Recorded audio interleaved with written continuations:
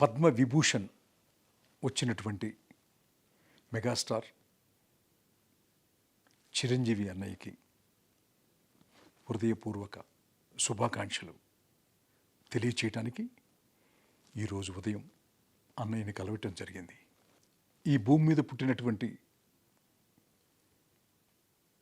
అందరూ అని చెప్పను కానీ కొంతమంది ఎప్పుడోకప్పుడు ఎక్కడో చోట చిన్న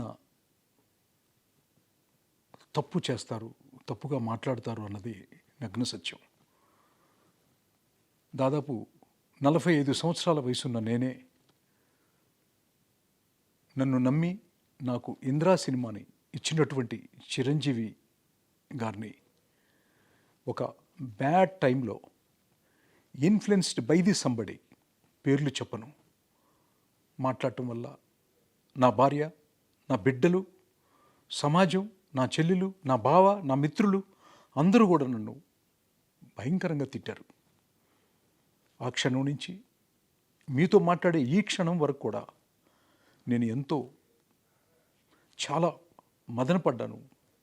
క్షమాపణ ఎన్నోసార్లు భగవంతుడి ముందు, స్నేహితుల ముందు నాలో నేను అంతర్మదనం చెందాను. ఎప్పుడు అన్నయ్యని ఎదురుపట్టడం జరగలేదు.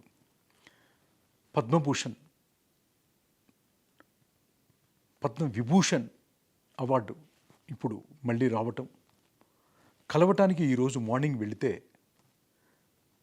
అన్నయ్య రిసీవ్ చేసుకున్న విధానం,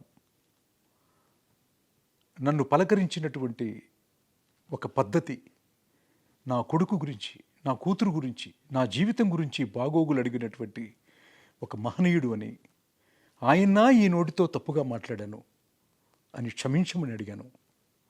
పెద్ద మనసుతో క్షమించటమే కాకుండా ఎంతో ఆప్యాయతగా, కుటుంబ విషయాలే కాకుండా కథలేమన్నా రాస్తున్నావా చిన్ని అని దగ్గరకు తీసుకొని మాట్లాడారు.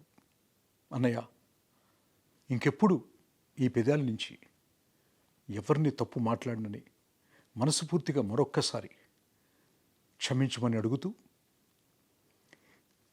కలిసి పనిచేద్దాము, ఏమన్నా కథలుంటే చెప్పమన్నారు. ఈసారి మీతో చేయబోయేది, మీకు రాయబోయేది ఈ భారతదేశం గుర్తుపెట్టుకోవాలని, మీకింకా ఎన్నో అవార్డులు భారత ప్రభుత్వం నుంచి మీరు తీసుకోవాలని మనస్ఫూర్తిగా కోరుకుంటున్నాను అన్నయ్య. వచ్చే జన్మంటూ ఉంటే మళ్ళీ మీ తోబుట్టుగా పుట్టాలని మనస్ఫూర్తిగా కోరుకుంటూ, I'm sorry my dear brother, extremely sorry.